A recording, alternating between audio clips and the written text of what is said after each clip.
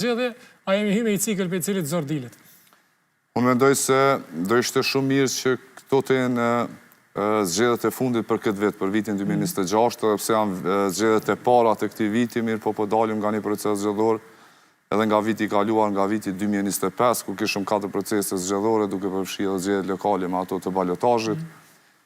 Tash këto në 2026 janë zgjedhjet të para, po zgjedhjet pas 4 palë zgjedhjeve tjera, me shpresën që më nuk do të kemi nevojë të shkojmë në zgjedhje dhe do e gjejmë një gjuhë të përbashkët të arrijmë ta bëjmë një zgjidhje për vendin edhe për institucionet e Republikës Kosovës. Edhe që ajo nënkupton në kompromis çka çdo është me ndru, me që janë u pas që kur po kalon kohën, qëndrimet nuk po zbuten.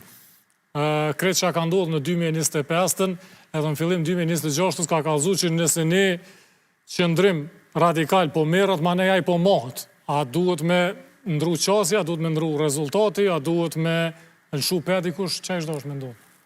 Unë mendoj që rezultati ka qenë mjaft i qartë, qytetarët kanë treguar duke votuar se kush mendojnë se duhet ta qeverisë vendin. Pas 4 vite qeverisje, mos themi 4 se ishte edhe kjo periudha e qeverisë në detyrë, mirë po pas 4 viteve qeverisje, qytetarët vlerësuan që lëvizjave të vendosje duhet të vazhdojë të qeverisë me vendin.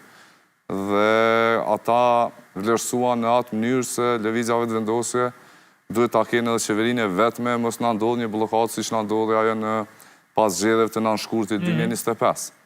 Unë mendoj se sa i përket lëvizjes vetë vendosje, mjaftueshëm kishte kompromise, tentime për të gjetur një mundësi bashkëpunimi, ne siç jemi deklaruar besoj në emisione tjera, lëvizjave të vendosje ofroi mundësinë për të zgjedhur një president konsensual, kërkuam disa herë emrat, por e ofroi edhe mundësinë për bashkëqeverisje, Lidhjes Demokratike të Kosovës, siç jeni në DNI, Kryeministri Kurti ofroi një bashkëpunim mendoj mjaft serioz, sepse ju ofroi 4 ministri dhe ju ofroi zavendës kryeministrin, po realisht çka duhet të dinë qytetarët, se që është shumë faktike, është se lëvizjave të vendosje ofroi ta largoj nga pozita njeriu e dytë më të votuar në historinë e Kosovës. Kjo është kompromis i madh për votuesit e lëvizjes vetë vendosje, sepse zotëri Glau Konjufca ishte i dyti më i votuar në historinë e Republikës së Kosovës.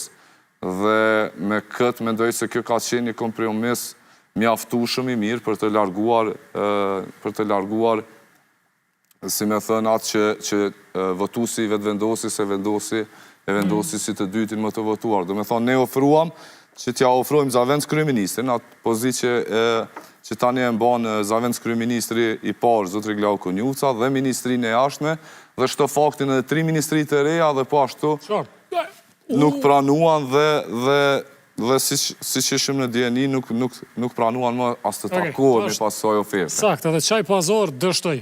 Tash janë 2 qasje edhe që... Ka qenë pazar, ka qenë mundësi bashkëpunimi, më të them, sepse lëvizjave të vendosje këtë po mundohemi ta krijojmë si standard të ri në Republikën e Kosovës, që njeriu ta kuptoj forcën e tij që vjen nga vota e qytetarëve dhe ta pranoj atë për të qeverisur.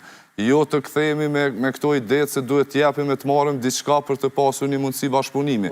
Po të krijohet një standard i ri, mjaftueshëm. Po janë 1 miliard euro. Mjaftueshëm për të qeverisur bashkë dhe për të treguar veten Lidhja Demokratike e Kosovës. E tash, ka qenë